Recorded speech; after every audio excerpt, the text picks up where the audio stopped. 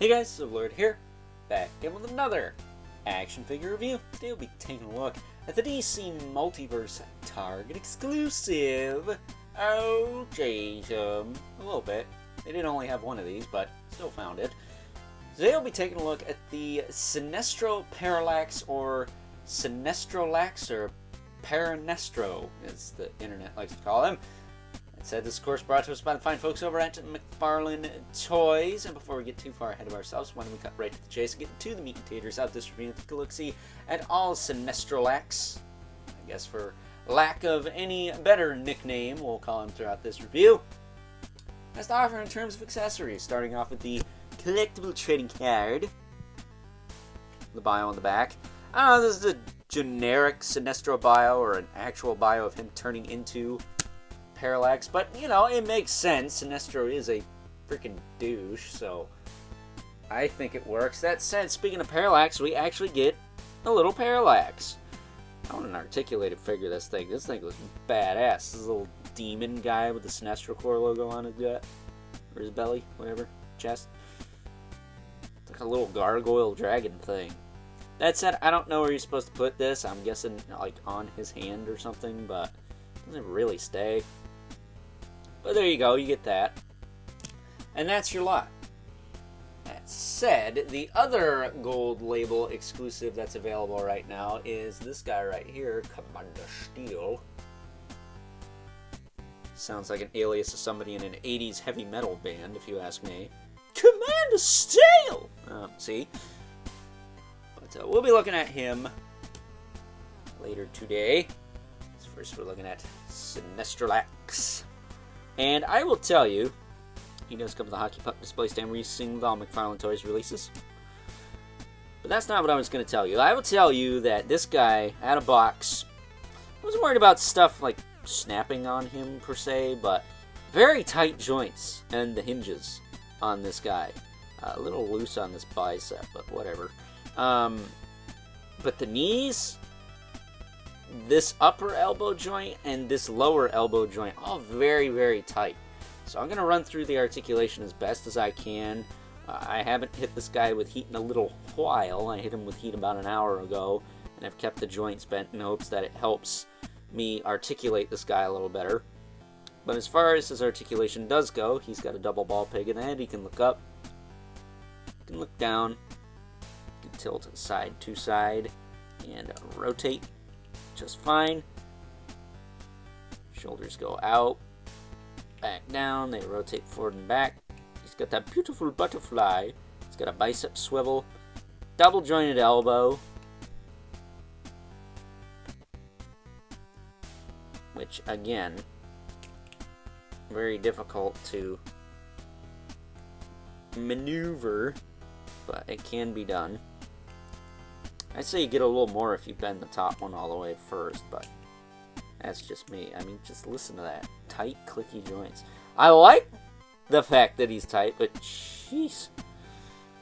He does have a ball hinge wrist that will hinge, rotate, and rotate.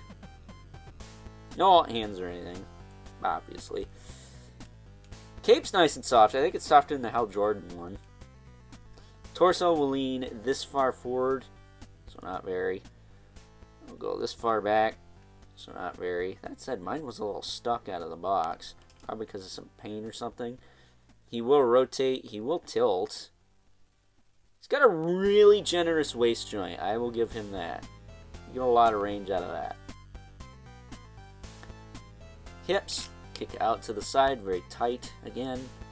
Rotate forward and back. He's got a thigh cut, which is nice. Then he's got double knee. Now, hopefully this bottom one will cooperate. There you go. Bends about that far. That said, if you have this figure, maybe I'll straighten these out all the way, because getting it past that first one, well, this one's not so bad anymore. Probably because I stretched it out, heating it and whatnot. But I just like to keep these pop one notch. That way they stay easy to move, we'll say, for lack of a better term, and it doesn't look too weird. That said, he does have ball hinge ankles that will rotate, hinge, and pivot, as well as toe hinge. That is tight on both sides. So, other than this bicep here being a little, which I tried to tighten that up, but no dice. He's pretty solid. He's a little bit too solid, to the point where I had to heat him to make sure nothing was gonna, but I do like this figure. I think he's very, very nice. Definitely worth the pickup if you're a Green Lantern fan. I think this head sculpt may be the same as the collector edition one, which I don't have handy for comparison, but he does have some gray streaks in it, so that's cool. It's a little different. It's not exactly the same, but yeah, man, I dig this figure. I think he's cool. I'm not sure if he's from Sinestro War or what the heck, but you know. I hope at some point, though, we get some more yellow lanterns, like we got the Tomar Ray set. It'd be cool if we got the Ratmatru and the Low and the Mash and those guys like that. But please don't make like 2 of them platinum chases. That's freaking stupid. But McFarlane's going to McFarlane, unfortunately. That said, we do have 2 regulars before we wrap this up here. We got the Mythic Legion's Brother Mandibilith right here. And the infamous Eleventh Spawn, who, despite the fact his knees are a little bent, I think Sinestro and good old Al Simmons here are about neck and neck. So with that being said, it's time now that we wrap things up with some final thoughts. Overall, and aside from the hinge joints being particularly tight on this particular, well, release of this mold anyways, because fine folks over at McFarlane Toys love their reuse, I gotta say that good old Sinestrolax here is a pretty sweet addition to the DC Multiverse line. It's something kind of different, and if I'm not mistaken, it's the only other Yellow Lantern figure we've gotten in the line other than, you know, just plain old regular Sinestro. So it's nice to see another Yellow Lantern join the line. Wait, there was that Batman, but there's another freaking Batman, like, the hell?